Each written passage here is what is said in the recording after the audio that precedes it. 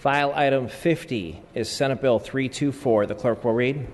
Senate Bill 324 by Senator Pavley and others, enacted linked to taxation. Ms. Irwin, you may open.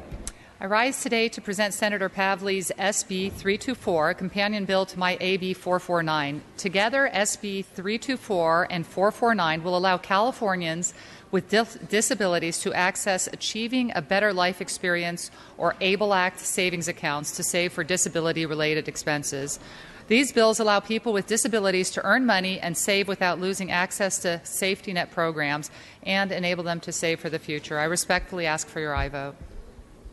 Thank you, Ms. Irwin. Seeing no discussion on the item, the clerk will open the roll. All members vote who desire to vote. All members vote who desire to vote. All members vote who desire to vote. Clerk will close the roll. Tally the vote. Ayes 72, no 0. Measure passes. File item 51, SB 414. Clerk will read. Senate Bill 414 by Senator Jackson and others, enacted linked to oil spill response. Mr. Williams, you may open. Good afternoon, Mr. Speaker, members. This year in May, tragedy struck the coast offshore Santa Barbara. An onshore pipeline carrying crude oil ruptured and spilled not only tens of thousands, but well over 100 thousands of gallons of oil into the ocean off the Santa Barbara coastline. Unfortunately, our area is no stranger to oil spills, and of course, this oil spill spread into 4 counties.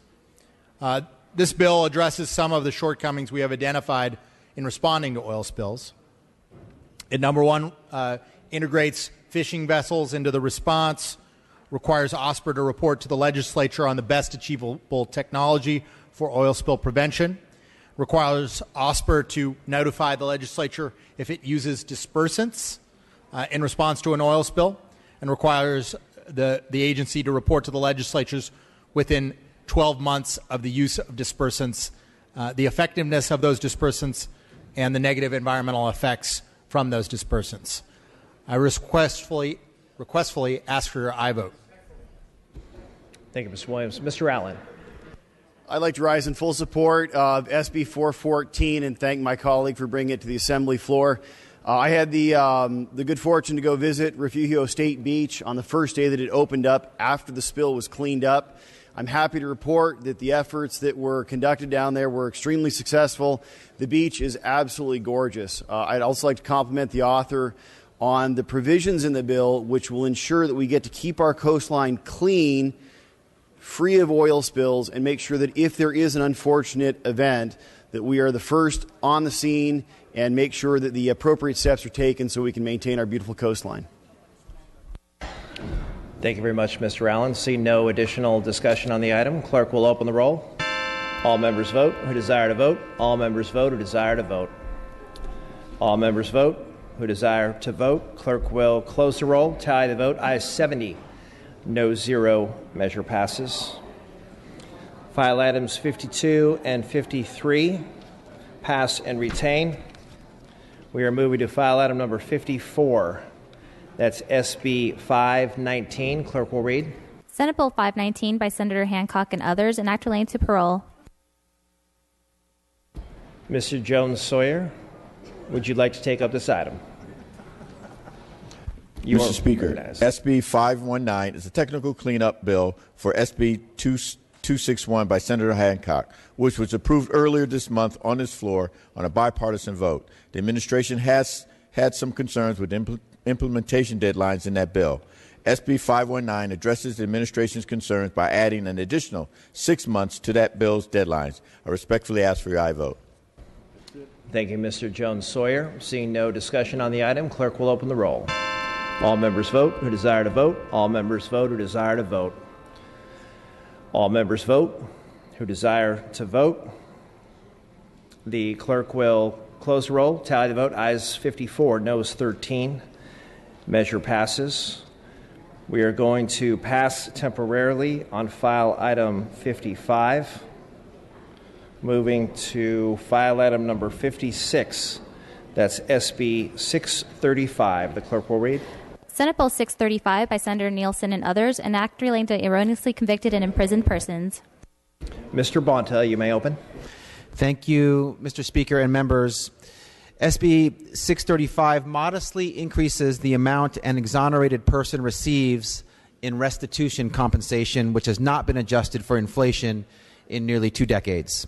Specifically, the bill raises potential compensation for wrongful incarceration after a person is found factually innocent to not more than $140 per day spent incarcerated. This is an increase from the $100 per day spent in incarceration that is an existing law. Additionally, the bill allows time served in jail prior to conviction to be eligible for compensation. Members, this bill attempts to address perhaps the greatest nightmare that can occur in the American justice system, the wrongful conviction and incarceration of an innocent person. I respectfully ask for your aye vote. Thank you, Mr. Bonta.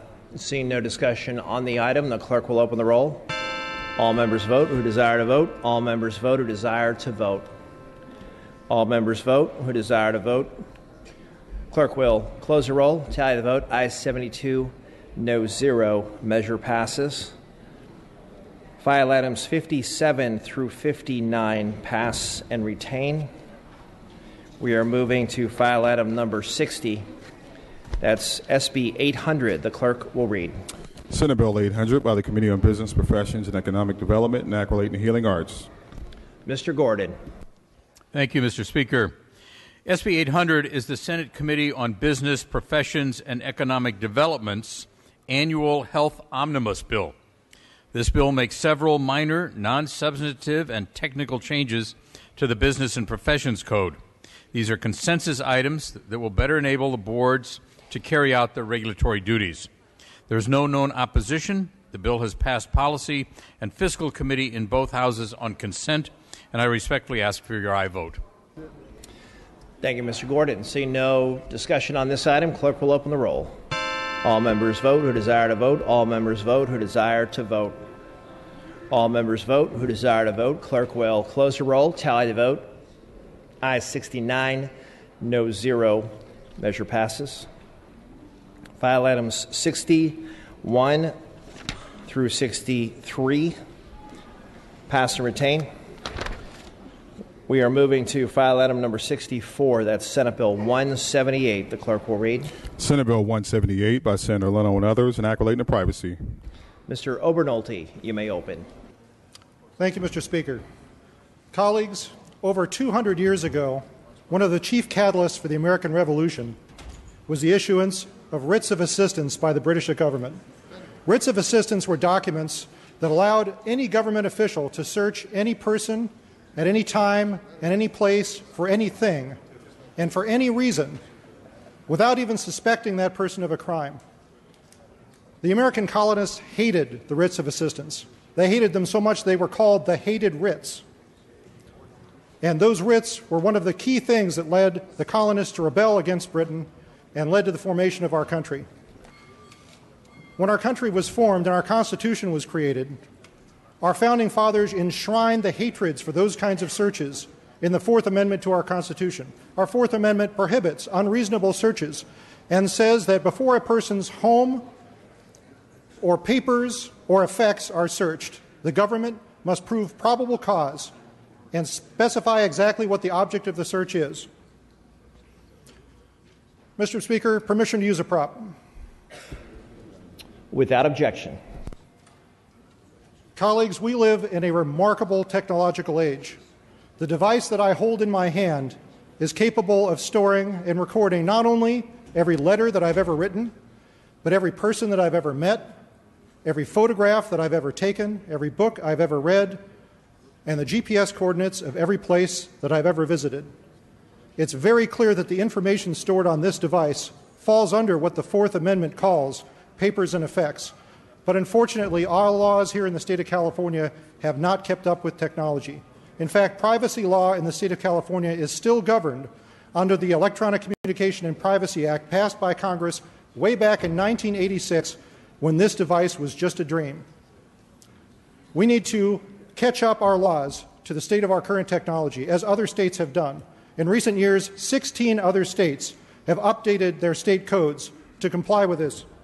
And that's why I'm very proud to introduce, on behalf of Senator Leno, the California Electronic Privacy and Communications Act, SB 178. SB 178 would clarify that the protections of the Fourth Amendment to the Constitution also apply to electronic devices and electronic communication.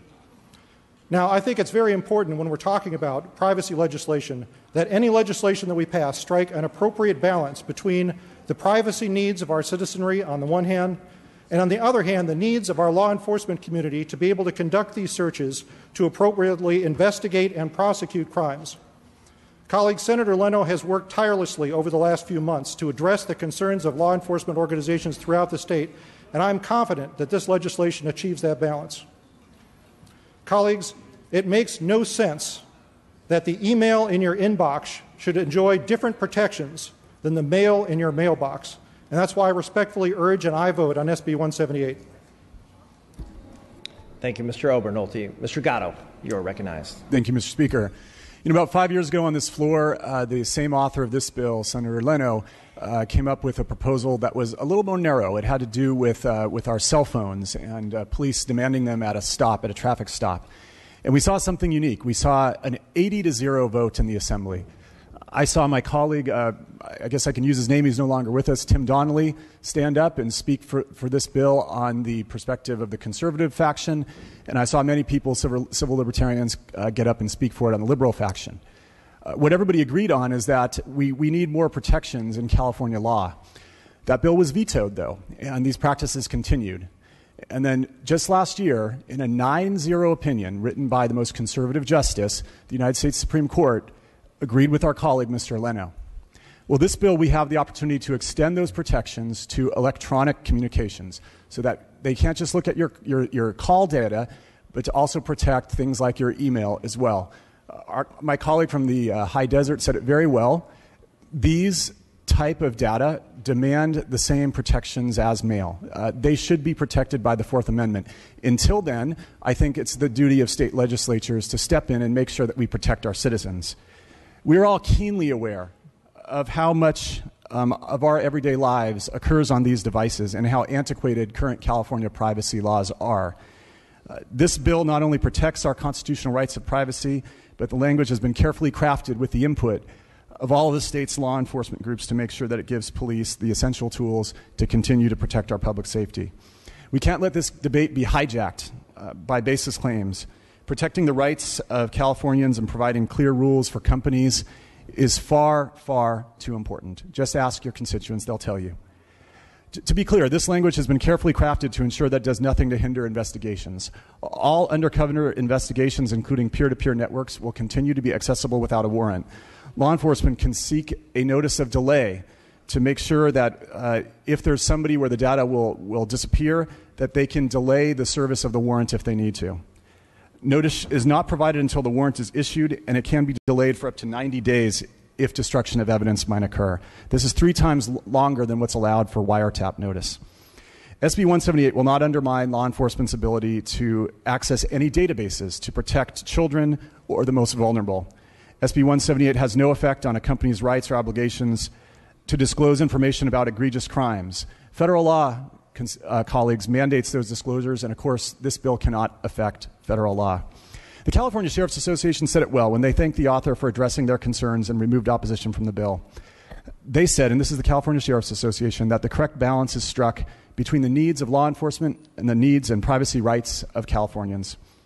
Colleagues, I am proud to stand up for this bill today, a bill that preserves citizens' rights, which were so important to our founding fathers and should be important to you as well. Thank you, Mr. Gatto. Mr. Gordon, you are recognized from your desk. Thank you, Mr. Speaker. As a co-author of SB 178, I rise in strong support of this legislation. Outdated privacy is not just bad for Californians. It's bad for business, and it's bad for the California economy. California cannot continue to have outdated privacy laws. These laws have created a maze of different rules and procedures at every high-tech company in our state. That's why this bill has wide support from California's leading technology companies, many of which are based in and around my district, supported by Apple, Facebook, Twitter, Google, Microsoft, and LinkedIn. This bill will create for them and for all of us consistent and easy rules to understand for all. This bill is good for California's tech companies. It's good for business, it's good for law enforcement, and it's good for the people of California. I ask for your aye vote.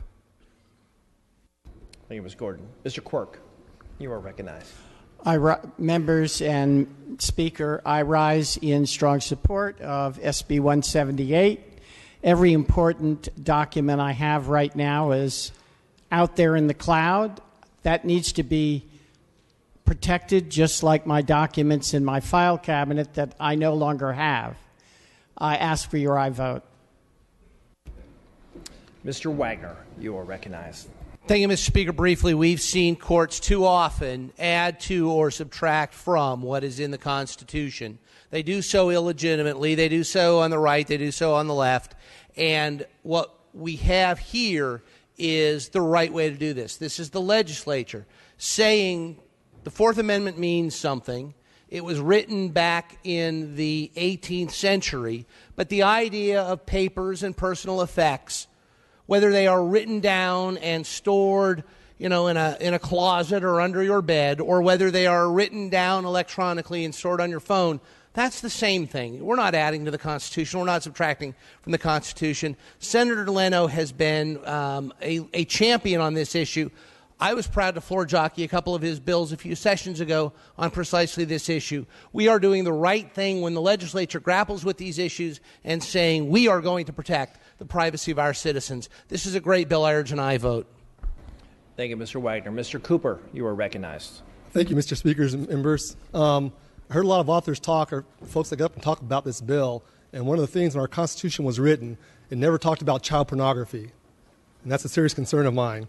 I support an individual's right to privacy. However, as a former commander of the Internet Crimes Against Children's Task Force, I can tell you SB 178 will limit law enforcement's effectiveness in identifying, investigating, and prosecuting sexual predators. Currently, there are 5 ICACs in the state of California: Sacramento, San Jose, Fresno, LA, and San Diego, and 61 nationwide. SB 178 lumps all crimes committed using electronic communication over an electronic device in the same investigative categories. This means complex child pornography networks will be under the same investigatory restrictions as less serious crimes, such as selling a stolen bike on Craigslist. SB 178 mandates a suppression of all evidence gained from a legal search warrant if the process and procedures of SB 178 are violated in any manner. This is a technical loophole that will benefit a sexual predator and put children at risk. And for my colleagues that are attorneys in here, what other law is there that restricts the evidence obtained in a search warrant unless it's obtained illegally? Just a loophole right away out of the gate. It is routine that investigations involving child pornography, sexual exploitation of children, luring, and human trafficking rings lead to dozens of search warrants to disrupt and dismantle a criminal network that targets the sexual exploitation of children. SB 178 places impractical and unrealistic restrictions as it relates to gathering evidence against these networks. SB 178 fails to clearly identify what constitutes an emergency. This is too ambiguous for crimes involving the distribution of child pornography, exploitation, luring, and human trafficking. These crimes against children routinely lead to serious psychological issues, but do not often result in serious physical injuries or death, as the bill requires. SB 178 needs to be clear. So let it be clear. You can be molested and sexually assaulted, and you're probably not going to die for it. So under SB 178, that is not an emergency. SB 178 establishes the same search warrant requirements to recover stored data evidence with live content evidence by raising the search and seizure requirements to a level of federal and state wiretap laws. SB 178 is a one-size-fits-all bill that weakens the ability of law enforcement to effectively investigate child exploitation networks and secure evidence. Over 80% of the convicted Internet exploitation suspects have committed sexual assault on a child by the time of their arrest for an Internet crime against children.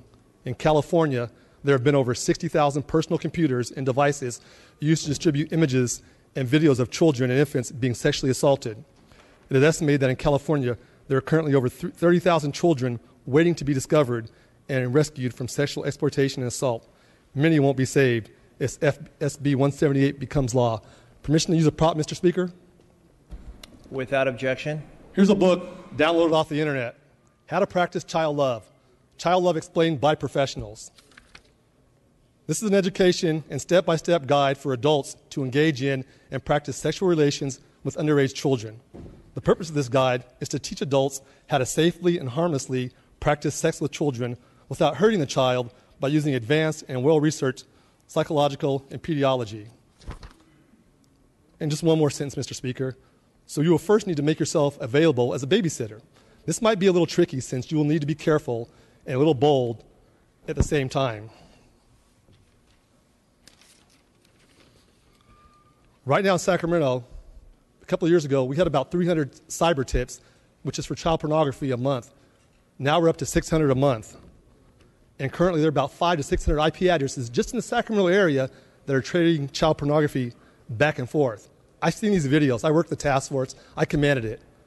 You're talking people, infants, digital penetration. Those are harsh words. Kids, 5 and 6 years old, people having sex with them. Bestiality, bondage, kids screaming. These are videos investigators look at every day. 30 seconds, Mr. Cooper. And that's really the big issue with this.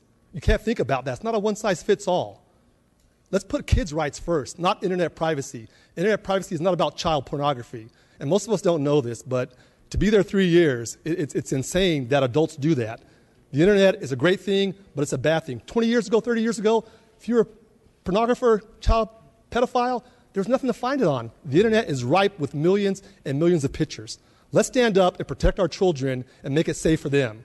That's really what it's about, our kids, and not about some internet company. Thank you, Mr. Cooper. Mr. David Chu, you are recognized from your desk. Thank you, Mr. Speaker.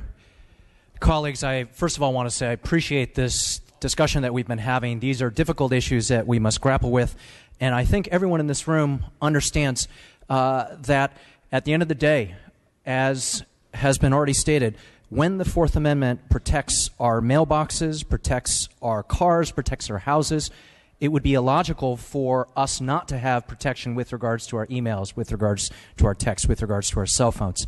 Now, all that being said, I have grappled with the concerns that have been raised by our colleague from Elk Grove. As a former prosecutor, this is something that I take seriously, and I don't think there is a single member of this body who would want to vote for a bill that somehow would permit those who are engaged in crimes around child pornography or crimes against children to be permitted.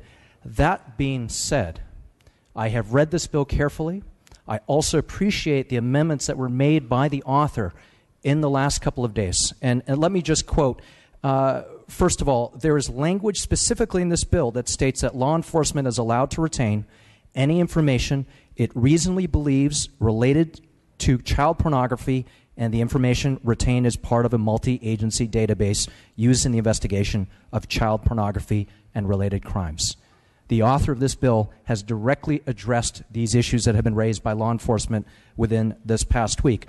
This bill also explicitly states that companies can disclose information that is either required by law or not otherwise prohibited by law, and it is clear that federal law states and mandates that companies must disclose criminal material involving minors to relevant authorities, as well as it allows for voluntary disclosure of information in a variety of appropriate situations, including that involving missing children. This bill, the intent of this bill and the language of this bill will have no impact at all on a company's obligations to disclose information about crimes against children. Colleagues, I know we are all weighing this bill carefully, but I can assure you the reason over the last few days the California Police Chiefs Association, the California District Attorneys Association, the California State Sheriffs Association, as well as the California Statewide Law Enforcement Association, the reason they are no longer opposing this bill is because amendments have been made to address it. And if I could just state some of their letters to us from the police chiefs. SB 178 strengthens community relationships and increases transparency without impeding on law enforcement's ability to serve the needs of their community. From the DAs, I'm pleased to inform you that they're removing their opposition, appreciating the willingness of the author to work and address the concerns. From the sheriffs again state that the correct balance has been struck between the need for law enforcement to obtain information regarding criminal activities. Again, I understand There are a lot of concerns that have been raised about this bill, but I do think that the author has addressed them. I think he has addressed them explicitly, and with that, I am planning to support it. And again, I appreciate everyone's concerns and questions that have been raised about this. Thank you, Mr. Chu. Ms. Olson, you are recognized. Thank you, Mr. Speaker and members. For many of the reasons stated by the previous speaker, I too rise in support of SB 178. It is time, as the floor manager spoke to, it is time to update our antiquated laws to keep up with advancements in technology. And the fact is, when you really drill down to it, there is nothing different between records that are held in this phone and mail that I receive in my mailbox. Colleagues, I'm a mother of 3 young kids. I've worked with abused children over a number of years, and so I appreciate the comments made by our colleague from Elk Grove, and I appreciate the fact that every single one of us take those comments very seriously. And because of that, I looked very closely into the detailed language of this bill. I spoke with law enforcement leaders to make sure that nothing in this bill would prevent them from going after child pornographers and others that would commit heinous crimes against children without the same ability and force that they have today. And they have assured me that they can still do so. It is possible to protect our kids and to protect our basic rights to privacy. This bill simply says that you shouldn't be able to search our phones without a search warrant. If I'm pulled over on the side of the road, there is no reason I should have to turn this over to anybody who pulls me over without them having a search warrant. And that is all we're talking about in this very basic bill. Because of amendments that have been taken by the author, law enforcement has dropped their opposition. The district attorneys, the police chiefs, the sheriffs, and the list goes on. There are exceptions in the bill for undercover investigations. There are exceptions in the bill for cases when there is danger to life or danger to physical safety, and very few groups are still opposed. In fact, there are renowned child protection experts, some CEOs of child protection nonprofit organizations, who have stated emphatically that the continued opposition is unfounded. They have looked at this bill from top to bottom, inside and out, and they are absolutely confident. And again, these are CEOs whose sole purpose and mission of their organizations is to keep kids safe from the internet and other ways. Recent amendments ensure that we can protect children from child pornography and other crimes, and at the same time protect all of us and all Californians from unlawful search and seizure. We can protect kids and protect privacy at the same time. I urge an aye vote. Thank you, Ms. Olson. Mr. Williams, you are recognized. I want to rise in uneasiness about this bill. I want to agree with my colleague from Elk Grove that the definition of harm should have specifically called out issues like child molestation, human trafficking, and I am uneasy to vote aye until that is addressed and addressed more explicitly than it is in the bill. So for now, I will not be supporting this bill. That's it. All debate having ceased on the measure, Mr. Obernolte, you may close. Thank you, Mr. Speaker, and I want to thank all of my colleagues for your very thoughtful remarks. I'd like to specifically address the comments made by my colleague from Elk Grove, very poignant comments. And I want to let you know that I struggle with this issue as well. I have many responsibilities, as you do. I'm an assemblyman, I'm a business owner, I'm a husband, but I'm also a father. And the last thing I would ever do would be to support a piece of legislation that put my children at risk. But I'm convinced that this legislation strikes an appropriate balance between the rights of our citizens to privacy on the one hand and supporting the efforts of law enforcement agencies to prosecute crimes against children on the other hand. And you don't have to take my word for it. I'd like to read from you, with your permission, Mr. Speaker. Without objection. This is a letter we received from Larry Magid, the CEO of ConnectSafely.org, founder of SafeKids.org, and author of Child Safety on the Internet Highway, which is a safety pamphlet put out by the National Center for Missing and Exploited Children. He says that I believe SB 178 has the necessary provisions to assure that law enforcement can vigorously protect children and access the necessary information to investigate crime while at the same time extending basic constitutional protections to our digital information.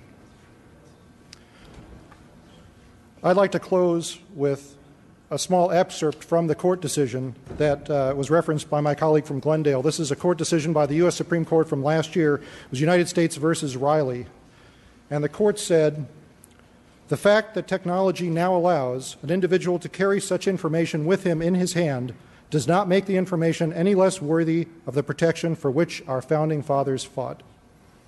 Colleagues, this bill is worthy of your support. I respectfully request your aye vote. Thank you, Mr. Obernolte. With that, the clerk will open the roll. All members vote who desire to vote. All members vote who desire to vote. All members vote who desire to vote. This requires 54 votes, members. All members vote who desire to vote. All members vote who desire to vote.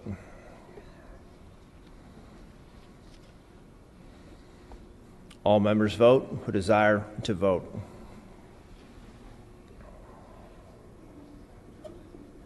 All members vote who desire to vote. All members vote who desire to vote.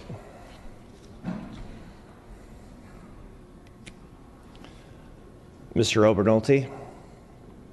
Speaker, I move the call. Mr. Obernolte moves the call.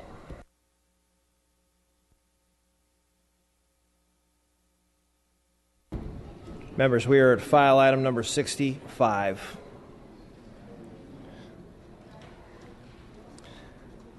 Senate Bill 238. Clerk will read.